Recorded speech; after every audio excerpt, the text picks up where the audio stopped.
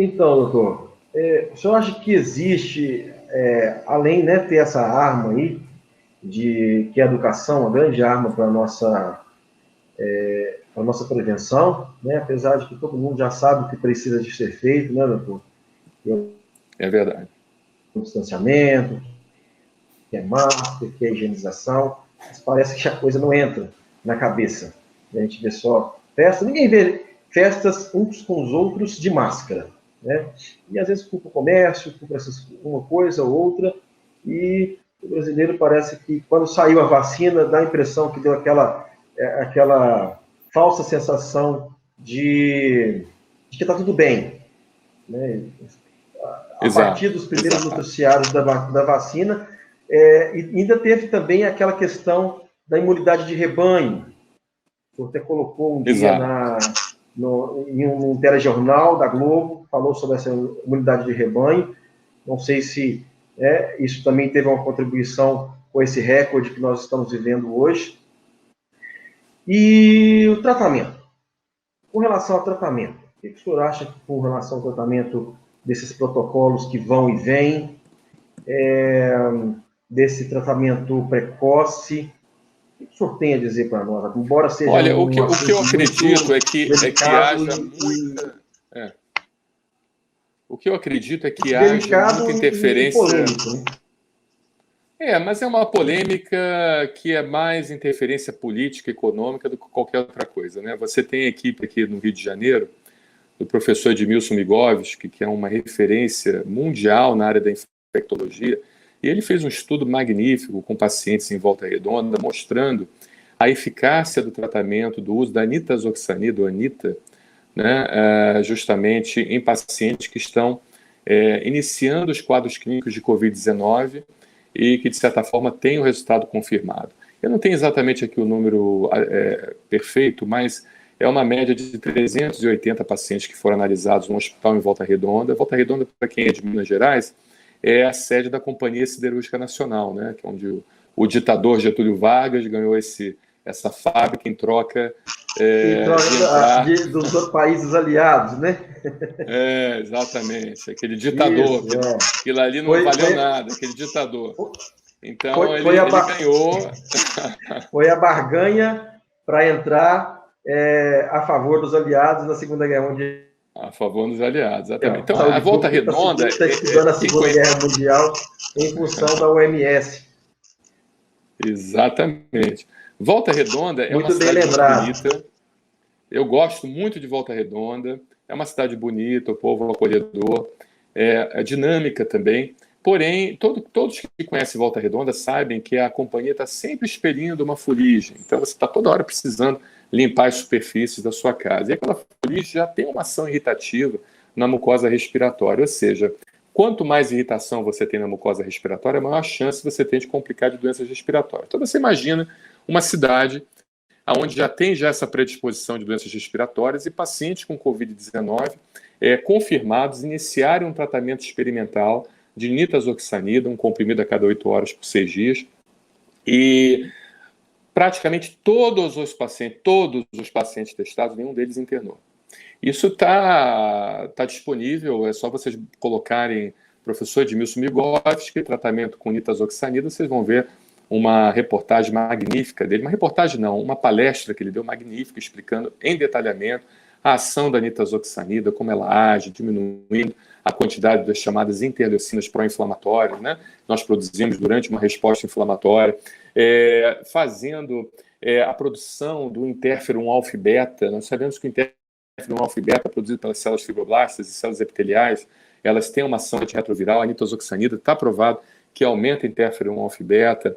A nitazoxanida também diminui o metabolismo celular da mitocôndria, fazendo com que você, a partir do momento que você seja infectado pelo coronavírus, ele não tenha uma capacidade replicativa adequada.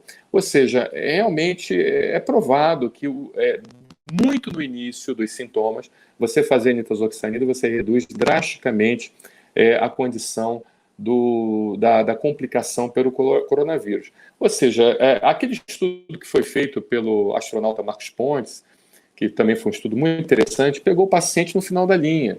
Quando você pega um paciente no final da linha de coronavírus, ele não tem nem mais o coronavírus influenciando ao quadro clínico seu. Você tem uma síndrome da resposta inflamatória sistêmica, você tem a chamada tempestade de citocinas, principalmente mediadas pelo TGF-beta, interleucina 6 e vários outros, interleucina 4, interleucina 10, e vários outros elementos que, de certa forma, causam um processo inflamatório muito grande e seria uma agressão mais do organismo contra os seus próprios tecidos, seus próprios órgãos. Completamente diferente do início do tratamento, onde você tem uma participação do vírus ativa, efetiva, e não só um gatilho que se caracteriza aí, então, no final da evolução do quadro clínico do paciente. Ou seja, eu acho que é uma questão muito também política, uma questão econômica, de não querer um produto não patenteado, né, sendo uma solução para a humanidade. É uma opinião pessoal minha. Agora, isso não quer dizer que eu não seja a favor da vacinação em massa. A vacina, ela é um instrumento que a humanidade conquistou durante todo esse período, que realmente nos deu uma longevidade muito grande e salvou muitas vidas, né? A gente, certamente hoje, a humanidade sem a vacina, ela seria uma outra humanidade, com uma população extremamente reduzida e sem o desenvolvimento tecnológico e intelectual que nós hoje dispomos, né, a humanidade em geral. Então, assim, a vacina realmente é uma evolução. Essas vacinas do coronavírus, elas passaram por todas as fases, né, fase 1, 2 e 3. Tudo bem que ainda precisa passar pela farmacovigilância, mas certamente, se você estratificar o risco, se você colocar numa balança os prós e os contras, em termos de ganho de saúde para a população mundial, a vacinação em massa ela é muito necessária. E outra coisa também, sabe, Thales, é a questão da testagem. Precisa se fazer a testagem em massa. E hoje você tem tecnologias e você tem acompanhado de perto o que o nosso grupo aqui da Associação Brasileira Beneficente de Apoio Alérgico, junto com uma instituição muito importante aqui no Rio de Janeiro, que eu não posso dizer o nome porque é uma instituição muito burocrática e eu preciso de autorização lá da comunicação social, associada à Santa Casa, onde eu tenho autorização de falar, e também da Universidade de Laval, no Quebec, a Santa Casa Serviço de Imunologia Clínica, do professor Luiz Weber Bandeira. Nós estamos desenvolvendo um teste diagnóstico, um aperfeiçoamento de um teste diagnóstico que já foi desenvolvido nos Estados Unidos.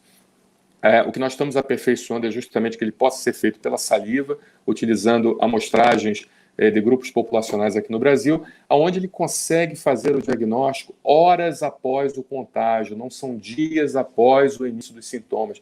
É isso que a gente tenta deixar claro para todos, que o teste que, através da tecnologia CRISPR, que é uma tecnologia que ganhou o prêmio Nobel, a doutora Jennifer Doudna e Emmanuelle Charpentier, é uma tecnologia que trata inúmeras doenças, mas vamos falar aqui do teste, ela consegue fazer o diagnóstico horas após o contágio, ou seja, 24 horas após a suspeita de um contágio, você já teria uma carga viral suficiente, onde você conseguiria, então, detectar a presença do vírus e, consequentemente, isolar aquele paciente, deixar em quarentena e até iniciar o tratamento precoce com a nitazoxanida, que existe evidência realmente da nitazoxanida funcionar para o controle da replicação viral. Como existe também evidência para a febre amarela e dengue e outros tipos de virose.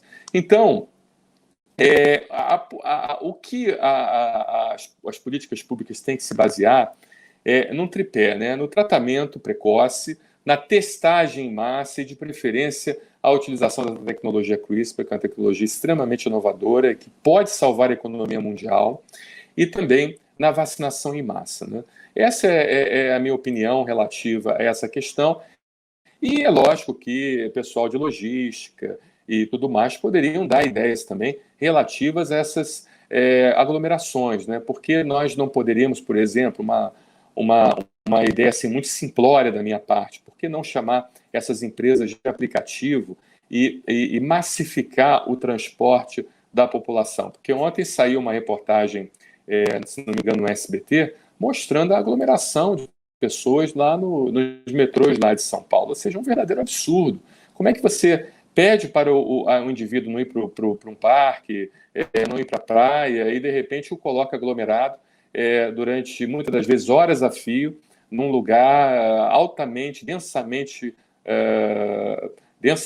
povoado, e não quer que, de certa forma, saia da sua casa para fazer uma atividade física. Ou seja, é uma coisa completamente absurda. Então, por que não chamar as empresas de aplicativos, né, e tentar fazer um acordo, até uma segmentação de horário, ou seja, tudo bem, vai engarrafar tudo que é muito carro, e por assim dizer, mas vamos fazer uma segmentação de horário, vamos colocar cada grupo de pessoas pegando grupos de carros em horários diferentes para também não sobrecarregar a quantidade de carros na rua. A gente vai resolver dois problemas, né? Primeiro, o problema de desemprego, que está vindo muito forte, a economia ela é muito importante para manter a roda girando, né? E inclusive as pessoas saudáveis, bem alimentadas.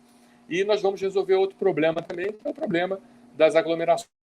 Então, é uma opinião assim, muito simplória que certamente o pessoal de informática, de logística, estratégia, todos eles vão conseguir encontrar uma solução já utilizando as ferramentas que existem, né? E estão funcionando muito bem.